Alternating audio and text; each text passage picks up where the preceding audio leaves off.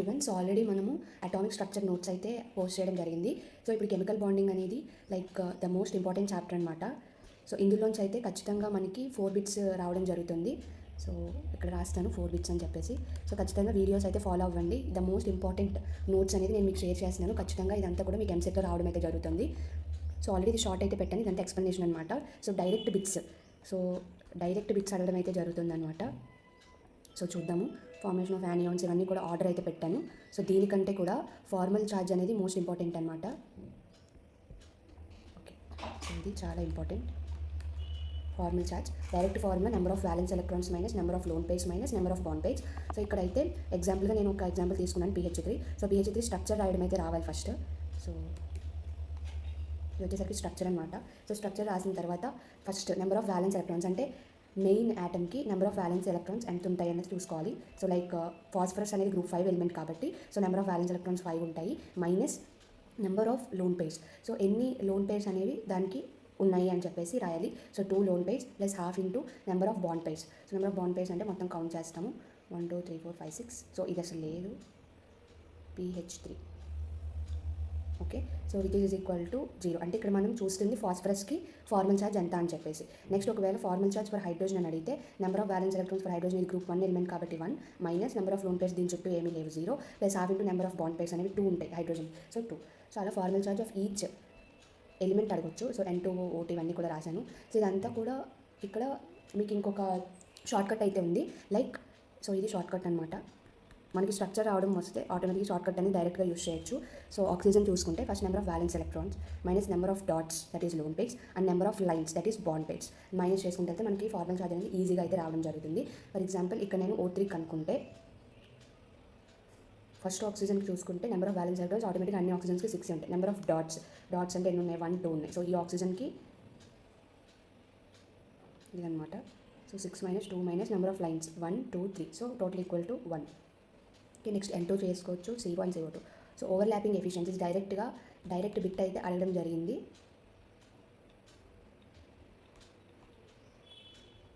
So direct bit overlapping efficiency like MCQs ఇచ్చారు.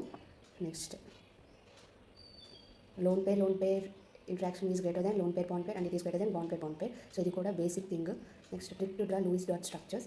So యాక్చువల్గా ఇది ఎక్కువ ఇప్పుడు టోటల్ సిలబస్ ఉంది కాబట్టి ఈ క్వశ్చన్ మ్యాక్సిమం వచ్చే ఛాన్స్ ఉండదు, but we'll see trick to draw Lewis dot structure.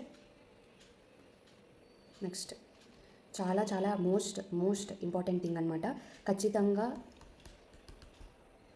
అడిగే బిట్స్ హైబ్రిడైజేషన్ మీద లైక్ ఆప్షన్ వైజ్ అన్ని ఇచ్చి ఎగ్జాంపుల్స్ ఏది కరెక్ట్ సెట్ ఆఫ్ పెయిర్ అని చెప్పి అడుగుతారు. సో దాంట్లో ఇంపార్టెంట్గా సీసా షేప్ కానీ ఇవన్నీ కూడా చాలా ఇంపార్టెంట్. ఇవన్నీ కూడా మీరు చూసుకోవాలి. ఇవి డైరెక్ట్గా మీరు గుర్తుపెట్టుకునేవే.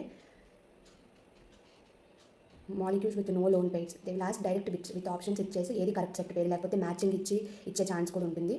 Molecules with loan pairs. So ఇవి నేను ఇక్కడ క్లియర్గా చెప్తాను మీకు. ఇక్కడ AB2E స్ట్రక్చర్ ఏ షేప్ ఉంటుందని అడగచ్చు, లేకపోతే V ఆర్ యాంగులర్ షేప్ ఉన్న దానికి ఫార్ములా ఏంటి, బేసిక్ ఫార్ములా అని కూడా అడగచ్చు. సో ఇవన్నీ కూడా చూసుకోవాలి. మోస్ట్ ఇంపార్టెంట్ కెమికల్ బాండింగ్లో బాండ్ ఆర్డర్ అనేది మ్యాక్సిమం షిఫ్ట్స్లో ఇచ్చే క్వశ్చన్. సో అది ఇవ్వకపోతే మాత్రం ఇవి ఇస్తారు, లైక్ షేప్స్ అనేవి అడుగుతూ ఉంటారు.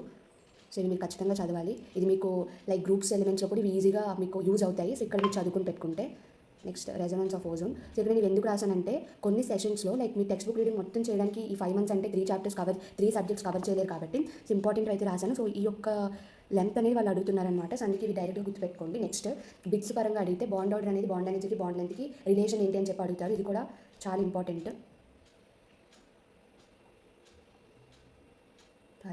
నెక్స్ట్ సో ఇక్కడ వచ్చేసరికి బాండ్ ఆర్డర్కి వచ్చాము. So bond order is the most important topic.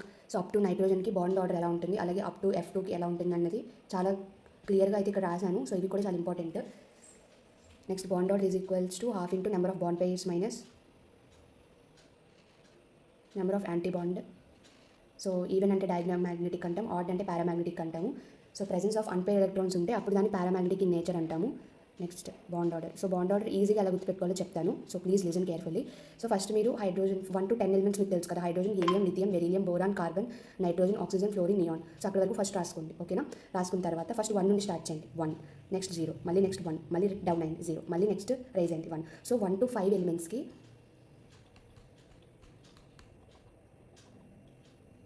1 to 5 ఎలిమెంట్స్కి లైక్ 1010 కాంబినేషన్ అయితే వస్తుంది. ఇప్పుడు కార్బన్ నుండి స్టార్ట్ చేద్దాం. కార్బన్, నైట్రోజన్, ఆక్సిజన్, ఫ్లోరిన్ నేను. సో కార్బన్కి 2 అయింది, నైట్రోజన్కి 3 అయింది, ఆక్సిజన్కి 2 అయింది. సో ఇక్కడ వరకు గుర్తుపెట్టుకోండి. సో లైక్ అంటే ఎగ్జామ్ కోసం ఈ బిట్ ఖచ్చితంగా వస్తే డైరెక్ట్గా పెట్టాలి అని చెప్పి నేను ఇది చెప్తున్నాను. మీకు ఇలా గుర్తుండట్లేదంటే మళ్ళీ మీరు ఏం చేస్తారు, కార్బన్ అని చెప్పిన వెంటనే మళ్ళీ ఇక్కడికి వచ్చి ఇదంతా కాన్ఫిగరేషన్ రాసుకొని ఎన్ని ఎలక్ట్రాన్స్ ఉన్నాయో చూసి bonding electrons, anti bonding electrons ఇవన్నీ చూసి మైనస్ చేస్తే కూడా మీకు ఆన్సర్ వస్తుంది. బట్ టైం మేనేజ్మెంట్ అనేది చాలా ఇంపార్టెంట్ కాబట్టి నేను ఈ ట్రిక్ అనేది చెప్తున్నాను. నెక్స్ట్ మళ్ళీ ఫ్లోరిన్కి 1, నియాన్కి 0. సో హైడ్రోజన్కి 1తో స్టార్ట్ అయింది, 10th ఎలిమెంట్కి 0తో ఎండ్ అయింది. సో అక్కడ అది అయిపోయింది. ఇప్పుడు మీకు అడుగుతారు ఎలా అంటే N2 అనేది నైట్రోజన్. సో టోటల్ N2 అంటే 14 ఎలక్ట్రాన్స్ ఉన్నాయి కాబట్టి మీకు ఎంత వచ్చింది, బాండ్ ఆర్డర్ 3 వచ్చింది. ఇప్పుడు N2 ప్లస్ అంటే అక్కడ ప్లస్ అంటే ఒక ఎలక్ట్రాన్ లూజ్ అయింది కాబట్టి ఖచ్చితంగా బాండ్ ఆర్డర్ అనేది డిక్రీజ్ అవుతుంది. సో అది మీరు గుర్తుపెట్టుకోవాలి. సో ఇది నైట్రోజన్ వరకు మనకి కాన్ఫిగరేషన్ అనేది ఒకటి అండ్ ఆక్సిజన్కి వేరు. సో ఒకటి గుర్తుపెట్టుకోండి ఏంటి, N2కి 14 ఎలక్ట్రాన్స్ ఉన్నాయి కాబట్టి బాండ్ ఆర్డర్ 3 అయినప్పుడు N2 ప్లస్కి ఎలక్ట్రాన్స్ అనేవి తగ్గుతాయి కాబట్టి ఆటోమేటిక్గా బాండ్ ఆర్డర్ కూడా తగ్గుతుంది అకార్డింగ్ టు ఇట్స్ కాన్ఫిగరేషన్. అది ఇప్పుడు ఆక్సిజన్కి వస్తే ఆక్సిజన్కి 16 ఎలక్ట్రాన్స్ ఉంటాయి. సో బాండ్ ఆర్డర్ అనేది మనకి ఎంత వచ్చింది, 2 వచ్చింది. అది ఇప్పుడు O2 ప్లస్ అంటే ఎలక్ట్రాన్స్ తగ్గాయి బట్ బాండ్ ఆర్డర్ అనేది పెరుగుతుంది. ఇది చాలా చాలా ఇంపార్టెంట్. ఓకేనా. నెక్స్ట్ O2 ప్లస్ 2కి సో O2 ప్లస్ అంటే ఒక ఎలక్ట్రాన్ తగ్గింది, O2 ప్లస్ అంటే 2 ఎలక్ట్రాన్స్ తగ్గుతుంది కాబట్టి ఇంకా బాండ్ ఆర్డర్ పెరుగుతుంది. ఇక్కడ O2 మైనస్ ఉంది అంటే ఎలక్ట్రాన్స్ పెరిగాయి కాబట్టి బాండ్ ఆర్డర్ అనేది తగ్గుతుంది. సో ఇక్కడ మీరు ఇది 2 to 3 టైమ్స్ కరెక్ట్గా ఆర్డర్ అబ్జర్వ్ చేస్తే మీకు నేను చాలా చాలా క్లియర్గా రాశాను. 0.5 డిగ్రీస్ అయితే వస్తుంది. Okay. Next carbon monoxide CO3 ఉంటుంది. ఇక్కడ నుండి మీరు డైరెక్ట్ గుర్తుపెట్టుకోవాలి.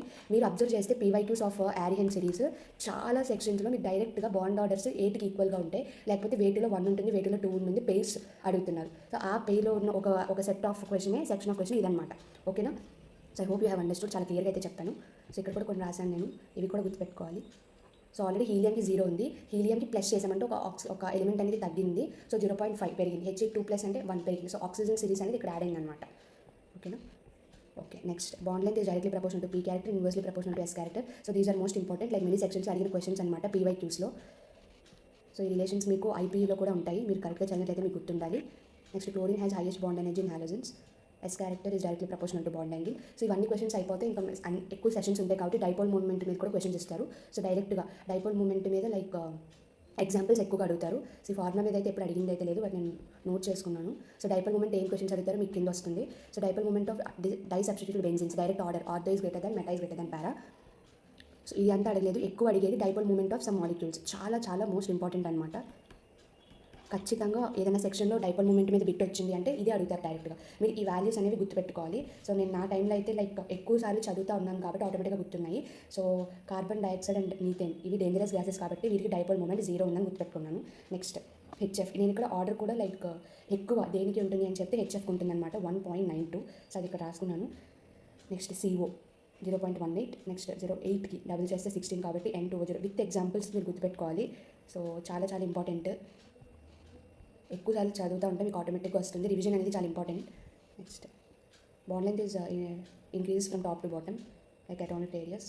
సో ఇది కూడా చాలా ఇంపార్టెంట్ రిలేషన్, బిట్స్ కింద అడిగే ఛాన్స్ ఉంటుంది. Dipole moment is inversely proportional to 1/r3.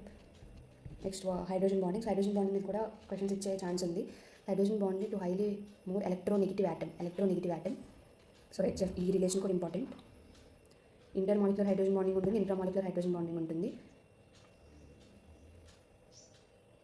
Same or different మాలిక్యూల్లో ఇంట్రా మాలిక్యూల్ మీద ఎక్కువ క్వశ్చన్స్ అడుగుతారు, బట్ ఈ రిలేషన్ అనేది ఇంపార్టెంట్. ఇంటర్కి ఇంట్రా మాలిక్యూల్కి like true or false statements కానివ్వండి, లేకపోతే which of the following statements correctly explains about inter or intra molecule అడగవచ్చు, like their boiling point, solubility and volatility nature. So intra molecule examples important, salicylaldehyde, salicylic acid. Next Fajans rule. So ఇది నేను last మూమెంట్లో రాశాను అనమాట, ఫెజాన్స్ rule. So just ఒక షిఫ్ట్లో అడిగారు. Cation size increase అయితే అయానిక్ బాండ్ అంటాము, యానియాక్ సైజ్ ఇంక్రీజ్ ఉంటే కోవలెంట్ బాండ్ అంటాము. సో క్లోరిన్ ఆటమ్స్ కానీ ఎక్కువ ఉంటే ఒక కాంపౌండ్లో ఖచ్చితంగా కోవలెంట్ క్యారెక్టర్ అనేది ఎక్కువగా ఉంటుంది. So increase in charge cation and anion then covalent bond అని అంటాము.